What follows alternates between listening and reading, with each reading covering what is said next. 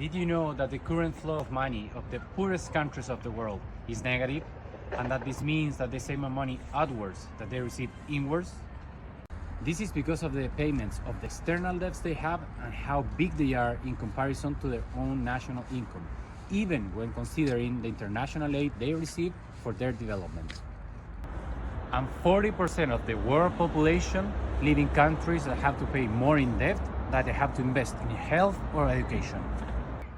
At the same time, the international standard agreed on the 70s for aid to developing countries is of 0.7% of the national income of the developed countries. But the world average today is of 0.37%. I'll repeat it, 0.37%.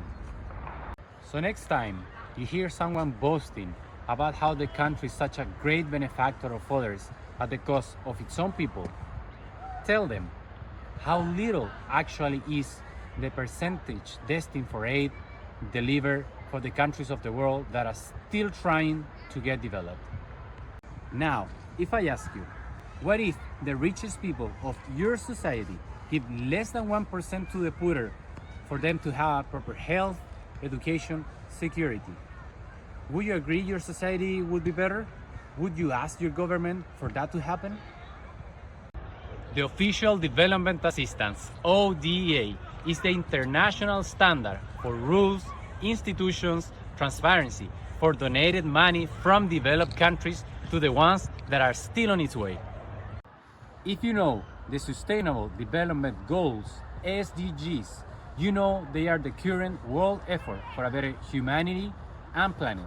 But did you know many of them precisely rely mainly on ODA? Undeveloped countries, many being the previous colonizers of the developing ones, not even long ago, are now pushing back from their commitments to help.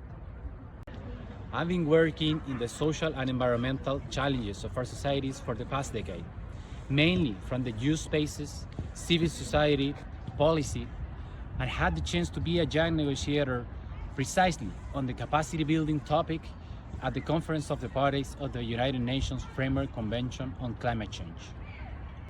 So I invite you to advocate so your government fulfills its commitments. And if they haven't taken any, this is the time to do it. I propose it as this. If your country is developed, that's great. It has a responsibility with the rest of the people of the world.